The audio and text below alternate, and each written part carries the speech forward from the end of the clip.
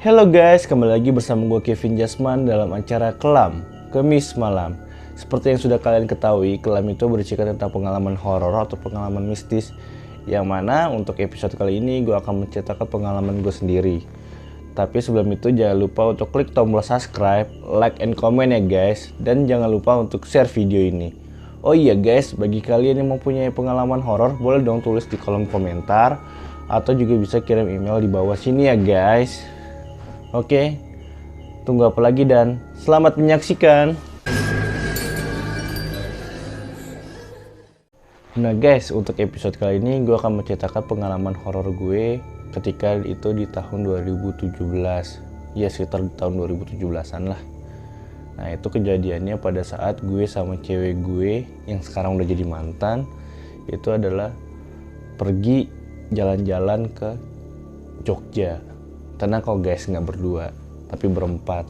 Duanya lagi orang tuanya. Nah waktu itu akhirnya kita pingin liburan, mencari alternatif. Akhirnya kepikirannya yaudah kita ke Jogja dan melalui darat, itu melalui mobil. Nah itu 2017 waktu itu ya gue bawa sendiri dari Jakarta ke Jogja, nyetir sendiri karena pada saat itu juga pada nggak ada yang bisa nyetir. Mau nggak mau ya cuman gue doang. Nah di situ ya aman-aman aja sih, jalan dari malam kita ya kayak road trip pada umumnya lah gitu, have fun bareng. Nah cuman nggak kayak sekarang nih, tol kan udah dari ujung ke ujung ya, dari ujung Jawa ke ujung Jawa. Nah waktu itu tol itu baru sampai Brexit apa Brebes apa mana gitu, gue lupa. Pokoknya dari keluar tol itu masih jauh lah gitu, kagak. Kalau sekarang kan ya walaupun gue belum pernah ke Trans Jawa lagi gitu, kalau sekarang kayaknya kalau ke Jogja full tol gitu kan. Nah waktu itu kita udah jalan malam, habis jalan malam ya kita sempet berhenti sih di rest area untuk sholat subuh gitu kan. Ya pokoknya intinya aman-aman aja lah, perjalanan nggak ada apa-apa, liburan juga di situ seneng-seneng ya, have fun bareng. Kita nginep di hotel gitu dan ya apa namanya ya liburannya kayak ke Parangtritis, ke Candi Borobudur dan yang lain-lain, dan tempat wisata makanan kita jelajahi. Nah jadi kejadiannya itu terjadi pada saat 1 hari sebelum gue balik ke Jakarta. Nah jadi kita di hari itu ada rencana untuk pergi ke Parangtritis ya kan, ya have fun aja lah biasa gitu. Nah cuman gue nggak sadar kalau gue di pantai Parangtritis menggunakan baju hijau. Kan katanya dilarang menggunakan baju hijau atau atribut hijau gitu, karena ada kepercayaan yang Nyi Kidul itu gitu-gitulah. Nah gue sih waktu itu nggak kalau gue pakai baju hijau, karena gue tuh pakai apa, tau nggak, jersey Jerman yang warna hijau itu. Nah yang away-nya kan, kalau yang home-nya kan putih. Nah gue jalan biasa aja, pas di Parangtritis ya biasa aja, dan kita main di pantai-pantai kayak gitu, tapi kita nggak berenang gitu. Nah terus sampailah kita pas balik, kan sebelum balik kita di situ kita foto-foto kayak wah ya biasalah mengabadikan momen gitu kan.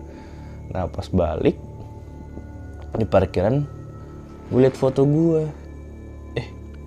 kok gue pakai baju hijau ya. Astagfirullahaladzim, langsung keinget soal mitos yang dilarang menggunakan baju warna hijau kan. Cuman ya gimana ya, gue bukannya sujon atau gimana atau sok gitu ya, karena gue nggak kejadian apa-apa sih pada saat itu. Tapi gue juga nggak sok untuk wah gue pakai baju hijau dah, gue coba ngebuktiin kalau itu mitos salah gitu. Ya gue sih nggak ada kepikiran kayak gitu, karena ya udah gue pakai baju hijau udah tinggal main aja tinggal ke sono gitu kan. Cuman pas sadar pas di foto kok baju gue hijau ya, untung gue gak kenapa-napa. Pada saat itu gue berpikiran gitu. Cuman ya udahlah, selesai itu ya kita jalan balik. Nah itu udah malam di perjalanan. Nah yang anehnya lagi adalah biasa kesalahan dari maps gitu. Waktu itu gue lupa gue pakai maps atau pakai Waze. Ya kan kita kan nggak tahu ya daerah Jogja gimana lika-likunya. Ya biasalah tinggal klik Parangtritis ke hotel gue waktu saat itu. Gue lupa hotel apa, pokoknya di daerah alun-alun selatan gitulah. Dan gue nggak tahu jalanannya, jadi ya udahlah, memang udah paling the best ngikutin maps gitu kan. Nah gue ikutin itu udah malam, udah ada kali jam 7 atau setengah 8. Gue ikutin jalannya kecil gitu kan. Terus lama-lama kayak jalanan perkampungan rumah gitu kan. Nah kebetulan pas kita lewat ada orang di situ, dibilang ini kayak mau kemana mas gitu kan. Oh mau ke sini. Oh mas jalannya buntu. Terus gue kan karena ngikutin maps aja ya gitu ya, sama takut kenapa-napa ya udah gue ikutin maps aja gitu kan. Oh mas jalannya buntu. Emang buntu ya mas, soalnya di sini sih di maps masih bisa lurus mas gitu kan. Terus akhirnya orangnya kayak orang bingung gitu, ada 3-4 orang kayak orang bingung. Cuma akhirnya oh ya udah nggak apa-apa mas, ikutin aja gitu kan. Ya udah kita ikutin, ya udah kita jalan ini sih ya mas, ya gitu kan. Kita jalan lewatin tuh orang, jalannya biasa gitu. Cuman tiba-tiba lama-lama gelap. Karena gelapnya itu apa? Ternyata gue baru sadar itu adalah sawah. Dan lu bayangin mobil, ini jalanan mobil, nah di sini sawah kiri kanan. Dan itu tepat di tengah sawah, bayangin. Gue nggak tahu kenapa itu bisa ada di tengah sawah. Jadi kalau kalian yang pernah ke sawah kayak gitu, jadi kayak kan ada sawah terus kan ada jalanan gitu kan, itu biasa ada motor-motor itu. Nah, itu cuma bener-bener sepetak doang itu. Jadi emang kayaknya itu bukan buat mobil, untuk motor gitu kan.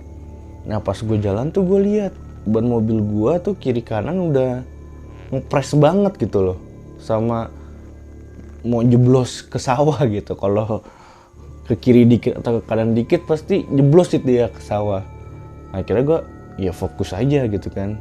Dalam keadaan benar-benar gelap, nggak ada penerangan sama sekali, dan cuma ada lampu dari mobil gitu kan.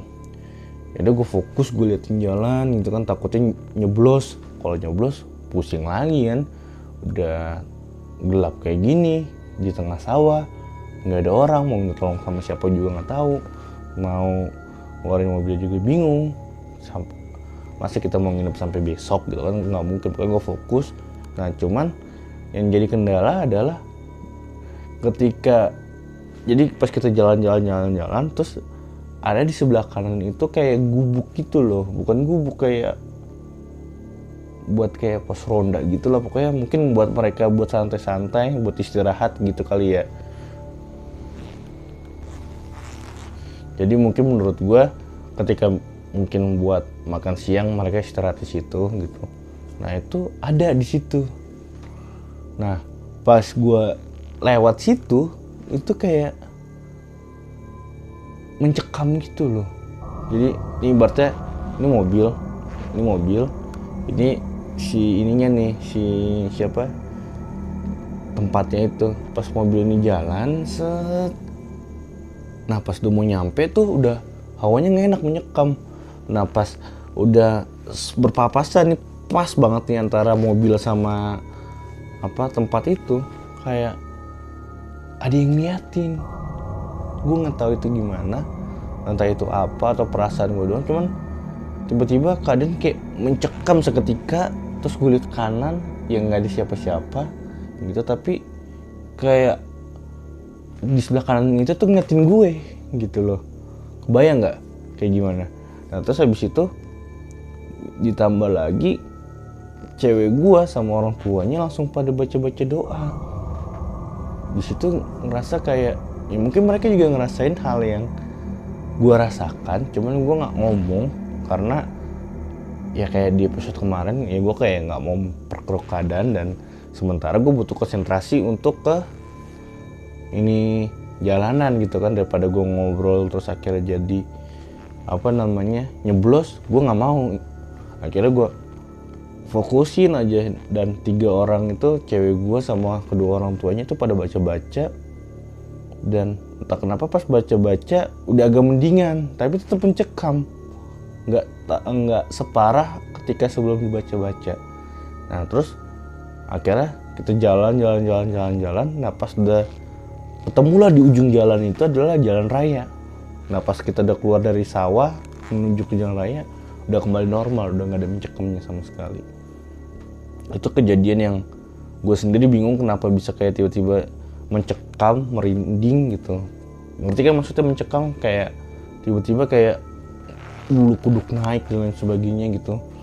Nah terus udahlah kita jalan santai, aman gitu, nggak ada kendala apa-apa. Cuman yang gue rasakan adalah ketika gue nyampe hotel. Nah ketika gue nyampe tempat penginapan itu, entah kenapa kan baru nyampe ya, baru nyampe terus masuk ke kamar. Nah pas di situ gue ngerasa kayak ada yang manggil, kayak cewek gue manggil gue. Terus yang bikin anehnya, dia menyebut nama gue. Biasanya kan panggilan sayang, ini manggil nama, cuman suaranya suara cewek gue. Nah karena kejadian kayak gitu, kayak kenapa dia manggil nama gitu kan. Gue samperin keluar. Pas gue samperin keluar, tidak ada orang. Bayangkan, padahal gue benar-benar dengar suara tuh cewek gue, dan gue diemin, dia manggil lagi, gue diemin, dia manggil lagi. Akhirnya gue samperin, gak ada orang. Nah di situ gue mikir, wah apa perasaan gue doang gitu, atau apa karena gue kecapean jadinya batas antara dunia manusia sama dunia kayak gituan tipis, makin tipis. Gue gak ngerti, cuman ya udahlah, gue nggak mau nanyain gimana. Cuman ya kenapa gue nggak nanyain, karena cewek gue juga nggak manggil gue kan. Biasanya kan kalau emang bener dia manggil gue dan terus akhirnya gue nggak samperin, ya dia akan kayak protes, gimana sih dipanggilin gitu. Nah ini kagak ada gitu loh. Cuman ya udahlah, akhirnya gue mikir mungkin gue kecapean atau gue salah dengar, ya udah bodo amat lah. Dan gue nggak mau kayak ngebahas itu, karena ini kan kita kan liburan, dan waktu itu hari terakhir, jadi gue nggak mau kayak merusak momen aja sih, kayak tiba-tiba ngebahas tentang hantu terakhir jadi kepikiran dan lain sebagainya kayak begitu. Nah itu sih cerita gue yang gue alamin waktu gue pergi ke Jogja sekitar tahun 2017 bersama mantan gue, bersama cewek gue yang sekarang jadi mantan gue. Ya sedih sih ya, itu mantan gue yang paling terindah lah buat gue. Gue gak usah nyebutin namanya, mungkin temen gue juga udah tahu siapa, atau mungkin kalau dia nonton juga ya dia tahu lah. Pokoknya zaman waktu masih gue kuliah gitu ya. Gak mau ngebahas soal galau-galau, cuma ngebahas tentang horornya aja. Oke. Gimana cerita gue kali ini, menurut kalian seru atau gimana? Kalau ada komen ya boleh terus di komen, baik itu punya cerita pengalaman pribadi boleh di sharing, atau mungkin komen gimana biar perkembangan YouTube ini semakin baik. Kalau Anda juga punya cerita bisa kirim ke email di bawah sini. Oh iya guys, jangan lupa untuk klik tombol subscribe, like and comment ya guys. Dan jangan lupa share video ini kalau video ini menurut kalian bagus dan teman-teman kalian bisa menghibur teman-teman kalian semua. Oke, sampai di sini dulu dan sampai jumpa.